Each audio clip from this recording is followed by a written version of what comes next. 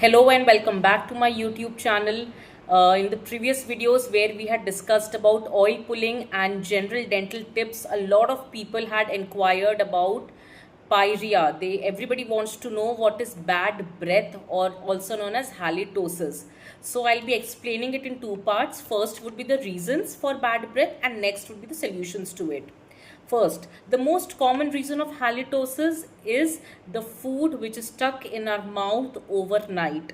And why is it stuck in our mouth overnight? Because we did not follow the night regime which was discussed in the previous video. Okay, so you have to brush your teeth properly and rinse your mouth thoroughly after each and every meal. As I said, it is non-negotiable. So the most common cause of bad breath is the food which is stuck in the oral cavity, and it creates bacteria which leads to this smell.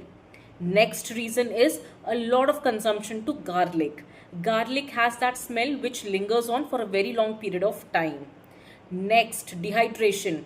When you are dehydrated, there's a typical smell which comes from your tongue. So that is the third reason for halitosis.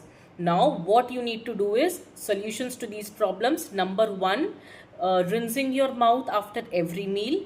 Next, drink lots of water. Do not get your body to get dehydrated.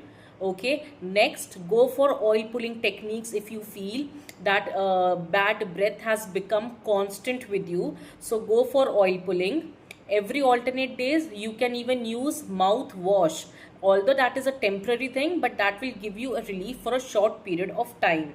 Okay, and avoid eating garlic when you are on this little detox of removal of bad breath. So these are the most common things and the solutions to it. I hope this helps. Stick to it. Also, if there is any particular topic on which you want me to cover things, let me know in the comment section below. Till the meantime, drink lots of water and brush properly. Thank you.